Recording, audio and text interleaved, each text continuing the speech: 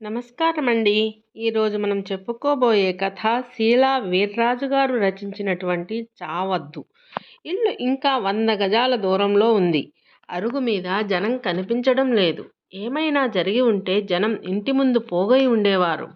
నేల కూడా బురదతో తడిగా లేదు. ప్రాణం కొంత కుదుటపడింది. 150 మైళ్ళ దూరం నుంచి బిగబట్టిన భయం, 50 గజాల దూరం నుంచి బిగబట్టిన ఊపిరి ఒక్కసారిగా సడలిపోయాయి. హమ్మయ్య అనుకున్నాడు. రిక్షా గుమ్మం ముందు ఆగింది. రిక్షా ఆగడం చూసి చుట్టుపట్ల ఇళ్ల వాళ్ళు అరుగు మీదకి వచ్చి చూస్తున్నారు. కొందరు తలుపుల వెనక నుంచి, మరికొందరు కిటికీల అవతల నుంచి. వాళ్ళు అలా చూడ్డం ఏమిటోలా ఉంది. కొత్తగా ఉంది. ఇంతకుముందు అనేకసార్లు వచ్చాడు. అప్పుడు ఇలా చూడలేదు. యథాలాపంగా చూసి కాసేపు సరదాగా ఆసక్తిగా నిలుచునేవారు. ఇప్పుడు సరదా లేదు, ఆసక్తి మాత్రం ఉంది. దానితో పాటు జాలి కూడా. వాళ్ళు అలా చూస్తుంటే మళ్ళీ భయం వేసింది. గుండె దడదడలాడింది. రిక్షావాడికి డబ్బులిచ్చి మెట్లు ఎక్కుతుంటే కాళ్ళు తడబడ్డాయి. ఊపిరి బిగబట్టాడు. తలుపు తట్టాడు. ప్రభ వచ్చి తలుపు తీసింది. రా బావా అంది. ఆమె పిలుపులో జీరలేదు. చూడగానే బావురుమనలేదు. ఓ నిమిషం ఆగిపోయినట్టు అనిపించిన గుండె మళ్ళీ కొట్టుకోవడం మొదలెట్టింది. మీ అక్కయ్యకు ఎలా ఉంది? కొద్దిగా కోలుకుంది. హాస్పిటల్లో చేర్పించాం. ఇంతకీ జబ్బేమిటి? ప్రభ మాట్లాడలేదు. అమ్మా నాన్న హాస్పిటల్లోనే ఉన్నారు. స్నానం చేసి వెళ్దువు గాని. కోటిగాణ్ణిచ్చి పంపుతాను. ఒరేయ్ కోటి, భూషణం బావొచ్చాడ్రా. కోటేశ్వరరావు వచ్చి పలకరించాడు. చిన్నతనం. పలకరించడమే కానీ పరామర్శించడం తెలీదు. మీ అక్కయ్యకి ఎలా ఉంది? ఇప్పుడు బాగానే ఉంది. పొద్దున్న వెళ్ళొచ్చాను అన్నాడు. ప్రభ నీళ్లు తోడానని పిలిస్తే వెళ్ళి స్నానం చేసి వచ్చాడు నాగభూషణం. కాఫీ కాచి పట్టుకొచ్చింది తాగుతూ. నిన్ననే రజని ఉత్తరం రాసింది. అందులో కనీసం ఒంట్లో నలతగా ఉంటోందని చూచాయిగా కూడా ఏం లేదు. ఇంకో వారం 10 రోజుల్లో వీలు చూసుకుని తనని తీసుకెళ్ళడానికి రమ్మంది. సరిగ్గా రోజు తిరక్కముందే ఈ టెలిగ్రామ్. ఏమిటంత జబ్బు?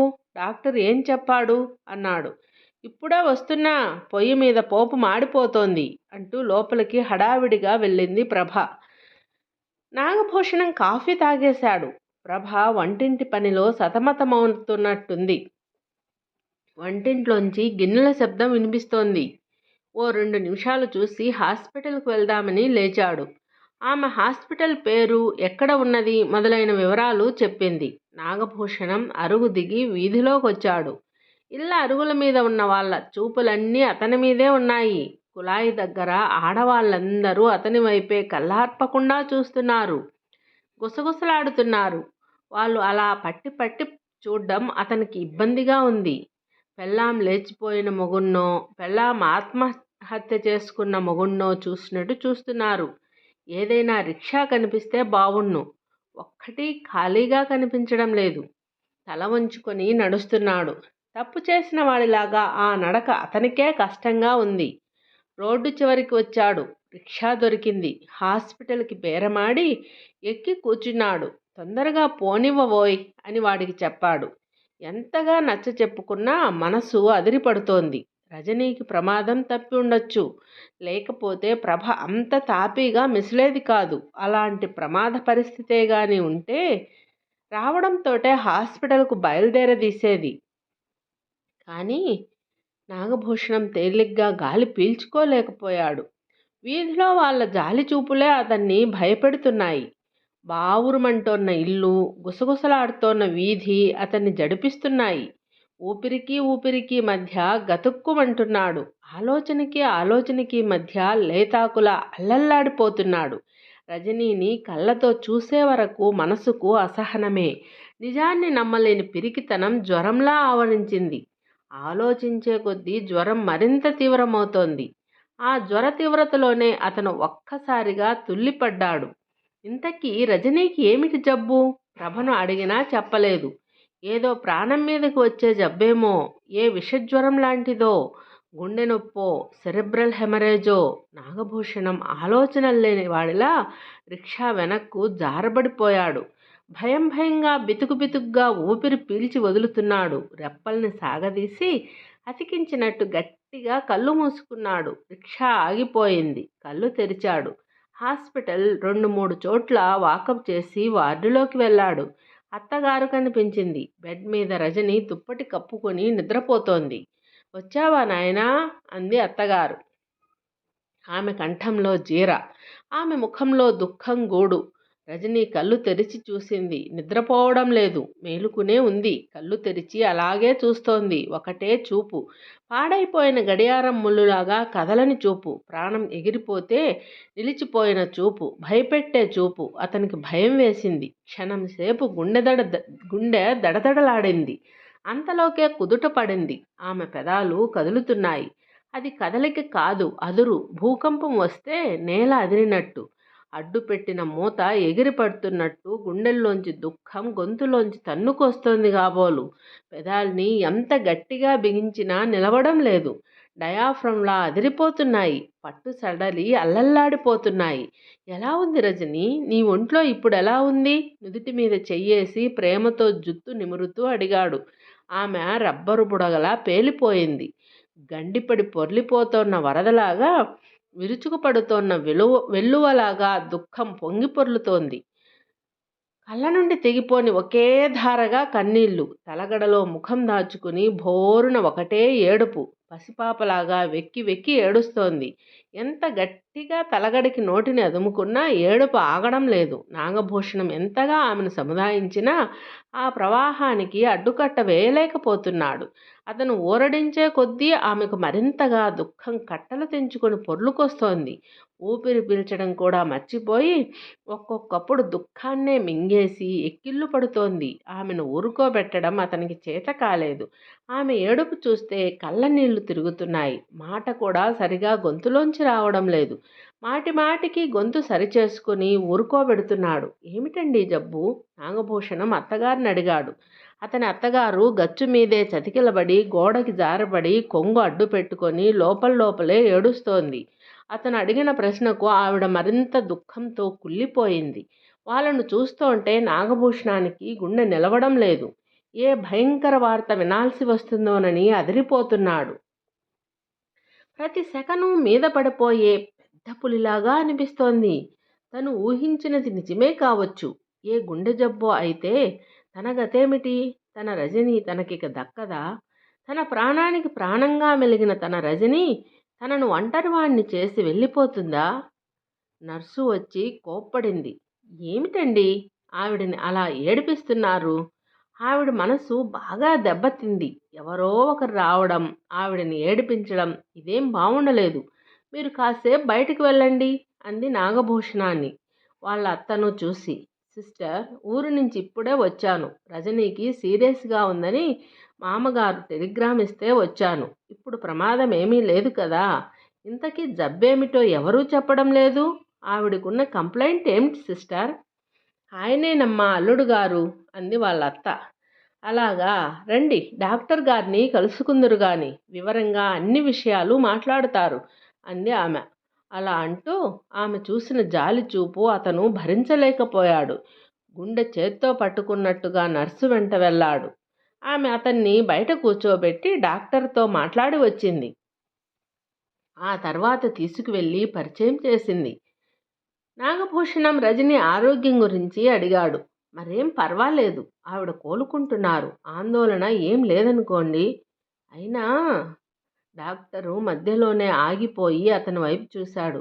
ఏమిటది అన్నట్టుగా చూశాడు నాగభూషణం. చాలా ఘోరం జరిగిపోయింది. మీరు దాన్ని ఎలా తీసుకుంటారో తెలీదు. అప్సెట్ కాకుండా తాపీగా సానుభూతితో ఆలోచించాలి. నాగభూషణం ఊపిరి బిగబట్టి చెప్పండి అన్నాడు. విజయదశమికి ఊళ్ళో పందిళ్ళు వేసి నాటకాలు వేస్తుంటారు కదండి. చూద్దామని మీ ఆవిడ వాళ్ళ తమ్ముణ్ణి తీసుకుని వెళ్ళిందట. తిరిగి వస్తున్నప్పుడు కాలువ దగ్గర స్టూల్స్కు వస్తోందని వాళ్ళ అక్కయ్యను అక్కడ ఉండమని చెప్పి గట్టు దిగాడట అబ్బాయి. 2 నిమిషాల్లో తిరిగి వచ్చేసరికి ఆవిడ అక్కడ లేదట. ఇల్లు దగ్గరే కదా, వెళ్ళిపోయిందేమోనని ఇంటికొచ్చి చూస్తే ఇంటి దగ్గరికి రాలేదట. రాత్రల్లా వెతికేరట, కానీ దొరకలేదు. పొద్దున్న ఆ కాలువ గట్టున ఆయిల్ మిల్లు పక్కన హై స్కూల్ కాంపౌండ్లో కొన ఊపిరితో మూలుగుతోంటే వాచ్‌మన్ చూసి నలగరిని పోగేసుకొని హాస్పిటల్‌లో చేర్చాడు. ఆ తర్వాత మీ ఇంట్లో వాళ్ళకి తెలిసింది. పందిళ్ళు చూస్తున్నప్పుడు ఎవరో ముగ్గురు వ్యక్తులు కొంత దూరం వెనక వెనకే తిరిగి ఏడిపించారట. ఆ తర్వాత మళ్ళా వాళ్ళు కనిపించలేదట. బహుశా వాళ్ళే ఈ పని చేసుంటారు. కనిపించకుండా వెంటబడి సమయం చూసి మీద పడి ఉంటారు. నాగభూషణం ఆలకిస్తున్నాడే గాని డాక్టర్ చెప్తున్నదేం వినిపించడం లేదు. తన మనసు వికలమైనట్టు డాక్టర్కి కనిపించకూడదని అతి కష్టం మీద నిగ్రహించుకునే ప్రయత్నం చేస్తున్నాడు. అలాగా, ఐసి అని అతి సామాన్యంగా అనడానికి ప్రయత్నిస్తున్నా ఆ కంఠం అతనికే వింతగా అనిపిస్తోంది. ఆలోచించే ఓపిక కూడా ఉన్నట్టు లేదు. మనసు మొద్దుబారిపోయినట్టయింది. చాలా నిస్త్రాణగా ఆలకిస్తున్నాడు. వార్డులోంచి పిలుపు వస్తే డాక్టరు మళ్ళీ కలుద్దాం అని లేచాడు. నాగభూషణం యువతలికి వచ్చాడు. ఎక్కడైనా ఏకాంత ప్రదేశంలోకి వెళ్ళి కూర్చోవాలని ఉంది. ఇలా అర్ధాంతరంగా వెళ్ళిపోవడం బావుండదని ఆగిపోయాడు. రజనీ దగ్గరకు వచ్చాడు. ఆమె ఇంకా వెక్కిళ్ళు పడుతూనే ఉంది. ఊరుకోమని చెప్దామనుకున్నాడు. ఎంత ప్రయత్నించినా మాట బయటికి రావడం లేదు. మాట మాత్రమే కాదు, కనీసం శబ్దం కూడా. మూగవాడిలాగా అయిపోయాడు. ఇంత అకస్మాత్తుగా తనలో వచ్చిన ఈ మార్పును రజనీ గుర్తుపట్టకూడదని లాకర్ మీదున్న బత్తాయి తీసి వలుస్తూ అతి ప్రయత్నం మీద మాటలు కూడగట్టుకున్నాడు. వలిచిన తొనల్ని ఆమెకు ఇస్తూ కూడగట్టుకున్న మాటల్ని అనబోయి ఏమీ అనలేక పొడి పొడిగా ఇందా ఇవి తిను అని మాత్రమే అనగలిగాడు. అప్పటికే అతని కంఠం పూడుకుపోయింది. ఎవరో గొంతును పిడికిట్లో పట్టి బిగించేస్తున్నట్టు కీచుగా బయటపడ్డాయి మాటలు. ఇంకా నోరు విప్పితే మనసే బయటపడేట్టు ఉంది. మౌనంగా తొనల్ని ఒక్కొక్కటిగా వలిచి లోపలి గింజల్ని తీసి ఆమెకి ఇస్తున్నాడు. ఆమె అందుకోకపోతే అతనే ఆమె నోట్లో పెడుతున్నాడు. మధ్య మధ్య కళ్ళ నీళ్లు తుడుస్తున్నాడు. గాలికి తల వెంట్రుకలు మాటి మాటికి నుదుటి మీదకి ఎగిరిపడుతుంటే వెనక్కి సర్దుతున్నాడు. 2-3 అక్షరాల మాటలు పొడి పొడిగా అప్పుడప్పుడు మాట్లాడుతున్నాడు. ధారాళంగా మాట్లాడాలనుకున్నా సాధ్యం కావడం లేదు. మామగారు ఫ్లాస్కులో కాఫీయో పాలో పట్టుకొని వచ్చారు. ఆయన పలకరిస్తే అతి కష్టం మీద మాటలు తడుముకుంటూ సమాధానం చెప్పాడు. ఆ తరువాత కూడా మామగారే మాట్లాడుతూ వచ్చారు. అతను శ్రోతగానే ఉండిపోయాడు. భోజనానికి టైం అయ్యిందని ఇంటికి వెళ్ళి భోంచేసి వద్దామని పిలిచినా నాగభూషణం వెళ్ళలేదు. వెళ్తే వీధిలో వాళ్ళందరూ తనకేసి చూస్తారు. వాళ్ళ చూపుల్ని తట్టుకోవడం ఇప్పుడిక తనకి చేత కాదు. ఇంతకుముందు కొద్దిగానైనా భరించగలిగాడు. ఇప్పుడు అందరి ఎదుటికి రావాలంటే సిగ్గుగా ఉంది. తల విరిచేసినట్టుగా ఉంది. ఏదీ పట్టించుకోకుండా ఎవరినీ చూడకుండా ధైర్యంగా వెళ్ళే సాహసం లేదు. చూసి చూడనట్టు చూసి చూడలేదనుకునే నిర్లిప్తత లేదు. అందుకే అతను ఇంటికి వెళ్ళలేకపోయాడు. చీకటి పడే వరకు హాస్పిటల్లోనే ఉన్నాడు. అక్కడ అంతసేపున్నా ఎక్కువగా మాట్లాడవలసిన అవసరం లేకపోయింది. నిద్ర వచ్చినా రాకపోయినా రజనీ కళ్ళు మూసుకుని పడుకునే ఉంది. నాగభూషణం రాత్రి బాగా చీకటి పడ్డాక కానీ ఇంటికి వెళ్ళలేదు. భోంచేద్దామని కూర్చుంటే అన్నం సరిగా సహించలేదు. పడుకుంటే నిద్ర కూడా కరువైపోయింది. మనసు నిండా అసహనం, ఆలోచనల నిండా అశాంతి. చింపి పారేసిన ఆలోచనలతో చెత్త కుండీలా ఉంది మనసు. కాళ్ళు తుడుచుకునే కొబ్బరి పట్టలా పీచు రేగిపోయి ఉంది. పూడుకుపోయిన కాలువల ఆలోచనలు పొర్లిపోయి చిత్తడి చిత్తడిగా ఉంది. తన మీద తనకే కోపం. తన కేసి తను చూసుకోవాలంటే సిగ్గు. తన జీవితం మీద అసహ్యం. తన మీద జాలి. తన కళ్ళ ఎదుటే ఒక బంగారు కల కరిగిపోయింది. ఎన్నో తీయని ఊహలు పక్వానికి రాకుండా కాయలుగానే రాలిపోయాయి. ఎంతో మధురంగా అమృతమయంగా పండించదలసిన బతుకు పంట ఎందుకు కొరగాకుండా పోయింది. బతుకే పులిసిపోయింది. ఒక తీయని ఆలోచన, ఒక కమ్మని భవిష్యత్తు లేకుండా జీవితాంతం ఎలా గడపడం? హాయిగా ఆనందంగా ఒక చిరునవ్వైనా లేకుండా ఈ శిక్షేమిటి తనకు? అతనికి తెలియకుండానే కన్నీరు చెంపల మీద జారిపోయింది. ఆ రాత్రి అతను నిద్రపోనే లేదు. ఉదయం హాస్పిటల్కి వెళ్ళేప్పుడు బావమర్దిని పంపి ఇంటికే రిక్షా తెప్పించుకుని వెళ్ళాడు. మధ్యాహ్నం భోజనానికి రాలేదు. హోటల్లో తినేసి వచ్చాడు. రజనీకి అత్తగారికి క్యారియర్ వచ్చింది. రజని ఆకలిగా లేదు, తినలేను అంటే, చూడు అసలే నీరసంగా ఉన్నావు, అన్నం తినకపోతే మరీ నీరసపడిపోతావు, తిను అన్నాడు. ఆమెకు కళ్ళ నీళ్లు తిరిగాయి. 2-3 బొట్లు టపటపా రాలిపడ్డాయి. ఆమె ఎందుకు కళ్ళ నీళ్లు పెట్టుకుంటోందో అతనికి అర్థమైంది. ఇంతకుముందు ఎప్పుడైనా ఆమె అన్నం తిననంటే దగ్గరుండి ప్రేమతో బుజ్జగించి కబుర్లు చెప్పి మురిపించి అభిమానంతో కోపడి చిన్నపిల్లలా ఆమెను బెల్లించి తను చిన్న పిల్లవాడై ఆమె అన్నం తినే వరకు వేధించుకు తినేవాడు. కూర్చున్న స్థలంలోంచి ఆమె లేవలేకపోతే బలవంతంగా చేతుల మీద ఎత్తి పట్టుకొని లాక్కొచ్చేవాడు. అలా అతని చేత ఎత్తించుకోవాలనే ఆమె భోంచేయనని అప్పుడప్పుడు మొరాయించేది. ఆ దృశ్యాలే ఆమె కళ్ళ ముందు తిరిగుండాలి. నాగభూషణం కళ్ళల్లోనూ అవే దృశ్యాలు. దొరికిపోయిన దొంగలాగా నాగభూషణం ఆమె ముఖంలోకి చూడలేకపోయాడు. మెల్లగా లేచి ఆమెను మంచం మీద లేవనెత్తి కూర్చోబెట్టాడు.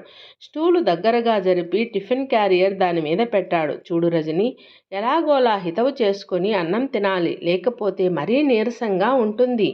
తిను, నువ్వు తినకపోతే నా మీద ఒట్టే అన్నాడు. అతనికి ఒట్ల మీద నమ్మకం లేదు. అది ఆమెకు తెలుసు. తనలేగా మాట్లాడలేకపోతున్నానని అతనికి కూడా తెలుసు. ఆమె ఎంగిలిపడి మానేసింది. బలవంతం చేయలేకపోయాడు. సాయంకాలం వరకు అక్కడ ఉండాలంటే నాగభూషణానికి బోర్గా అనిపించింది. అలా వెళ్ళొస్తానని చెప్పి దగ్గరలో సినిమా హాలు ఉంటే మ్యాట్నీకి వెళ్ళాడు. సినిమా చూసే మూడ్ కూడా లేదు. హాల్లో కూర్చున్నాడే గాని ఆలోచనలు అక్కడ ఆగలేదు. ఇంటర్వెల్ వరకు ఏదో విధంగా గడిపినా ఆ తర్వాత నిద్రపోయాడు. సినిమా విడిచిపెట్టాక ఎవరో నిద్ర లేపితే లేచాడు. హోటల్లో కాఫీ తాగి హాస్పిటల్లో ఓ పావుగంట ఉండి ఇంటికి వెళ్ళిపోయాడు. రాత్రి మామగారితో మర్నాడు తాను వెళ్ళిపోతానంటే మరో రోజు ఉండమన్నారు ఆయన. మర్నాడు ఉదయం రజనీని ఇంటికి తీసుకొస్తున్నారట. ఆ మరుసటి రోజు వెళ్ళొచ్చన్నారు. మర్నాడు ఉదయం రజనీని తీసుకురావడానికి మామగారితో పాటు నాగభూషణం కూడా హాస్పిటల్కు వెళ్ళాడు. రిక్షా దొరక్కపోతే కొంత దూరం నడిచి వెళ్ళక తప్పింది కాదు. తల వంచుకుని నడుస్తున్నాడు. తెలిసిన వారెవరో వాళ్ళ మామగారిని పలకరించారు. అమ్మాయి ఆరోగ్యం గురించి పరామర్శిస్తున్నాడు ఆ వ్యక్తి. వీధి మధ్య నిలుచుని మాట్లాడుతున్నారు. నాగభూషణానికి తల కొట్టేసినట్టుగా ఉంది. హాస్పిటల్కి వెళ్ళాక డాక్టర్ గారితో మాట్లాడి వస్తానని మామగారు వెళ్ళారు. నాగభూషణం నేరుగా వార్డులోకి వచ్చాడు. రజని ఇంకా మంచం మీద ఉంది. అత్తగారు సామాను సర్దుతున్నారు. మంచం దగ్గరకు వచ్చాడు. రజని అటు తిరిగి పడుకుని ఉంది. ఇంకా పడుకునే ఉందేమిటి? లేపి కూర్చోబెట్టండి. మామగారు డాక్టర్ గారితో మాట్లాడడానికి వెళ్ళారు. రాగానే ఇంటికి వెళ్ళిపోవచ్చు అన్నాడు అత్తగారితో. లేమ్మా, లేచి కూర్చో, అబ్బాయి వచ్చాడు అంది. దగ్గరకొచ్చి లేవదీసి కూర్చోబెట్టింది. కూతురి చెక్కిళ్ళ మీద కన్నీటి చారకులుంటే కొంగుతో తుడిచింది. తడిసిన తలగడను నాగభూషణం చూశాడు. రోజల్లా ఇలా ఏడుస్తూ కూర్చుంటే ఇక ఆరోగ్యం ఏం బాగుపడుతుంది? లాలనగా అనబోయిన అతని కంఠం కసురుకొన్నట్టు వినిపించింది అతనికే. ఆ వెంటనే మళ్ళీ, అలా ఏడవకూడదు రజని, ఏడిస్తే నీ ఆరోగ్యం మరీ పాడైపోతుంది అన్నాడు. ఆమె ఉబ్బిన కళ్ళతో కొద్ది క్షణాలు అతన్నే చూస్తూ ఉండిపోయింది. చూస్తోన్న ఆమె కళ్ళల్లోంచి కన్నీరు జలజలా కారిపోయింది. వాళ్ళమ్మ మందలిస్తూ కన్నీరు తుడిచింది. అతను మౌనంగా చూస్తూ ఉండిపోయాడు. మావగారు వచ్చి వెళ్ళిపోవడానికి టాక్సీ ఏర్పాట్లు చేస్తున్నారు. నాగభూషణం ఒకసారి డాక్టర్ను కలిసి చెప్పి వద్దామని వెళ్ళాడు. చూడండి నాగభూషణం గారు, ఆవిడ విషయంలో చాలా జాగ్రత్తగా వ్యవహరించాల్సిమండి. ఆమె మనసుకు ఏమాత్రం బాధ కలిగినా తట్టుకోలేదు. చాలా వీక్గా ఉంది. ఏ విధంగానూ ఆమెకు మనస్తాపాన్ని కలిగించకూడదు. ఆమె మనసుకు తగిలిన ఈ గాయం మానే వరకు ఆవిడ రోగి కిందే లెక్క. ఆ విషయం ఇంట్లో వాళ్ళంతా ఎప్పుడూ గుర్తుంచుకోవాలి అన్నాడు డాక్టరు. తల ఊపి ఆయన దగ్గర సెలవు తీసుకుని వచ్చేశాడు. టాక్సీలో ఇంటికి వస్తుంటే డాక్టర్ చెప్పిన మాటలే అతని చెవుల్లో మాటిమాటికి వినిపిస్తున్నాయి. డాక్టర్ అలా ఎందుకు చెప్పారో అర్థం చేసుకోలేకపోలేదు. ఆమె విషయంలో చాలా జాగ్రత్తగా వ్యవహరించాలంటే అర్థం ఆమెకు బాధ కలిగించొద్దని. ఎందువల్ల ఆమెకు బాధ కలుగుతుందో డాక్టర్ చెప్పకపోయినా తనకు తెలుసు. ఆయన అలా ఊహించడం అసహజమేమీ కాదు. తాను ఒక సామాన్యుడు. రాగద్వేషాలకు అతీతం కానీ అతి సామాన్యమైన మనసు తనది. ఇలాంటి మనసు ఉన్నతంగా ఎలా ఆలోచించగలుగుతుంది? తను ఒక మహాత్ముడిలాగా ఎలా ప్రవర్తించగలడు? ఏ ప్రత్యేకత లేని, ఏ గొప్పతనము లేని అతి సాధారణమైన మామూలు మనిషి తను. నాగభూషణానికి గత 2 రోజులుగా మాటిమాటికి ఇద్దరు వ్యక్తులు గుర్తుకొస్తున్నారు. వాళ్ళను గురించి ఆలోచించడం అతనికిష్టం లేకపోయినా వాళ్ళు అస్తమానం గుర్తుకొస్తూనే ఉన్నారు. ఇప్పుడు కూడా గుర్తుకొచ్చారు. అతని కళ్ళల్లో ఎప్పుడో చిన్నప్పుడు వాళ్ళ వీధిలో ఉండే రాములు కదిలాడు. రాములు ఓ అల్యూమినియం కంపెనీలో పోత పోసిన పాత్ర సామానులకు తరిమిన పెట్టే కార్మికుడు. తన భార్య మరొకరితో తిరుగుతోందని చావగొడితే పుట్టింటికి పారిపోయి 2 నెలల తర్వాత వచ్చినప్పుడు ఏమీ జరగనట్టే అన్నీ మర్చిపోయి ఏలుకున్నాడు. రాములు మహాత్ముడు కాడు, మామూలు మనిషి. నాగభూషణం రాములను గురించి ఆలోచించాడు. అతని కళ్ళల్లో మరో వ్యక్తి కూడా కదిలాడు. వాళ్ళ ఆఫీసులో లోగడ పనిచేసి మానేసిన వహీదున్నీషా బేగం భర్త అతను. వహీదున్నీషా కొంతకాలం క్రితం ఓ కేసులో చిక్కుకున్నట్టు ఆఫీసులో చెప్పుకున్నారు. పోలీసు రైడింగ్లో ఓ హోటల్లో పట్టుబడిందట. అప్పట్లో పోలీసులు ఆఫీసు చుట్టూ 4-5 సార్లు తిరగడం చూసి కూడా అదే సెక్షన్లో పనిచేస్తున్న ఓ యూడీసీ ఆమెను పెళ్లి చేసుకున్నాడు. వాళ్లకు ఇప్పుడు 2 పిల్లలు కూడా. ఆ యూడీసీ హుస్సేనీ మహాత్ముడు కాదు, అతి సాదా వ్యక్తి. నాగభూషణం రాముల్ని గురించి ఆలోచించాడు. రాములు, హుస్సేనీ తనలాంటివారే, తనకన్నా అతి సామాన్యులే. కానీ నాగభూషణం ఆలోచనలు టాక్సీతో పాటు ఆగిపోయాయి. గుమ్మం ముందు ఆగిన టాక్సీని, అందులోంచి దిగుతోన్న రజనీని వీధంతా చూస్తున్నా నాగభూషణం ఆమెకు చెయ్యి ఆసరా ఇచ్చి మెల్లగా మెట్లు ఎక్కించి లోపలికి తీసుకెళ్లాడు. ప్రభ ఎదురొచ్చి పలకరిస్తే ఆమెను కావలించుకొని గొల్లున ఏడ్చేసింది. ఎంతకీ ఊరుకోకపోతే నాగభూషణమే కల్పించుకుని గదిలోకి తీసుకెళ్లి మంచం మీద కూర్చోబెట్టాడు. జేబు రుమాలతో ఆమె కన్నీటిని తుడిచాడు. ప్రభ రజనీకని కాఫీ పట్టుకొస్తే తనే అందుకుని చల్లార్చి ఆమెకు పట్టాడు. ఆమె ఉలుకు పలుకు లేకుండా అతను చేసే ప్రతిచర్య నీళ్లు నిండిన కళ్ళతో చూస్తూ నిర్లిప్తంగా అతను చెప్పినట్టు చేస్తోంది. ఆమె అలా చూస్తుంటే నాగభూషణానికి గుండె దేవినట్టుగా ఉంది. ఎప్పుడూ కలకల్లాడుతూ కబుర్లు చెబుతూ ఉండే ఆమె చలాకీతనం ఇప్పుడు లేదు. పాడైపోయిన రేడియోలా దిగాలుగా ఉంది ఆమె. గూడు వదిలిన పక్షిలా చిరునవ్వు ఎటో ఎగిరిపోయింది. కళ్ళల్లో వెలుగు లేదు. మబ్బేసినట్టు మసకబారిపోయాయి. ఆగిపోయిన గోడ గడియారంలా ఉందామ. క్షణం తీరిక లేనట్టు ఏదో ఒక పని చేస్తూనే ఉండేది. ఎప్పుడు ఆ చైతన్యం, ఆ ఉత్సాహం ఇప్పుడు ఏ మరలోనో చిక్కుకుపోయాయి కాబోలు. ఏ తుప్పు పట్టిన చక్రంలోనో ఘనీభవించిపోయి ఉండాలి. ఆ రజనీకి ఈ రజనీకి ఎంత తేడా! అప్పుడు ఆమె వర్షాకాలంలో కొండవాగు, ఇప్పుడు ఎండిపోయి ఇసుక డొక్కలతో దైన్యాన్నంతా నింపుకున్న వేసవివాగు. నాగభూషణం ఓ 5 నిమిషాలు ఆమె పక్కనే మంచం మీద కూర్చుని కాసేపు పడుకొని రెస్ట్ తీసుకో అని చెప్పి వచ్చేశాడు. నడవాలో భోజనాల టైం వరకు న్యూస్ పేపర్ తిరగేస్తూ ఉండిపోయాడు. భోజనం చేసి ఈజీ చైర్లో అలా చేరబడితే నిద్ర పట్టేసింది. లేచేసరికి 3 అయ్యింది. ముఖం కడుక్కుందామని తువ్వాలు గురించి రజనీ ఉన్న రూములోకి వెళ్ళాడు. మంచం మీద గోడకు చేరబడి ఏదో రాసుకుంటున్న రజనీ అతని అలికిడి విని చటుక్కున రాయడం ఆపేసి కాగితాన్ని తలగడ కింద పెట్టేయడం నాగభూషణం చూశాడు. కానీ అట్టే పట్టించుకోలేదు. కానీ బాత్రూంలో సబ్బుతో ముఖం రుద్దుకోబోతూ చటుక్కున ఆగిపోయాడు. మనసులో ఏమోలో కదిలిన చిన్న ఆలోచన మనసంతా తరంగాలుగా చుట్టేసి అల్లుకుపోయింది. అతను సబ్బుని, నీళ్ల చెంబుని అక్కడే పడేసి హడావిడిగా ఆమె గదిలోకి వచ్చాడు. ఆమె చేతిలో కాగితాలు లేవు, కానీ పెన్ను మాత్రం క్యాప్ తెరిచే ఉంది. చేతిలోని పెన్నును చాలా తాపీగా కింద పెట్టి పక్కన గ్లాసులో నీళ్లుంటే తీసుకుని తాగింది. నాగభూషణం తువాలు పెట్టడానికి వెళ్ళినట్టుగా అక్కడ పడేసి చొక్కా వేసుకుని యువతలికి వచ్చేశాడు. నడవాలో ఈజీ చైర్లో న్యూస్ పేపరు, వారపత్రిక చూస్తూ ఉండిపోయాడు. ఇంట్లో వాళ్ళు మధ్యాహ్నం కాసేపు ఓ కునుకు తీసి అప్పుడే లేచి టిఫన్లు చేసే ప్రయత్నంలో ఉన్నారు. మామగారు ఇంకా నిద్ర లేవలేదు. కోటి మధ్యాహ్నం అసలు ఇంట్లోనే లేడు. రజనీ బాత్రూంకి కాబోలు దొడ్లోకి వెళ్ళింది. ఆమె తిరిగి వచ్చేసరికి నాగభూషణం గదిలో తలదువ్వుకుంటున్నాడు. ఆమె మామూలుగా వచ్చి పడుకుంది. నాగభూషణం మంచం మీద కూర్చుని అటు తిరిగిపోయి ఉన్న ఆమెను తన వైపు తిప్పుకున్నాడు. ఆమె కళ్ళల్లోకి చూస్తూ, రజనీ, రేపు నేను వెళ్ళిపోతున్నాను. నీ ఒంట్లో బాగా స్వస్థత చేకూరాక ఉత్తరం రాస్తే వచ్చి తీసుకెళ్తాను. నీకు తెలుసు కదా నేను ఒంటరివాణ్ణని. నువ్వు లేకపోతే నేను పిచ్చివాణ్ణైపోతాను. నాకు శాశ్వతంగా దూరమై నన్ను పిచ్చివాణ్ణి చేయనని చెప్పు.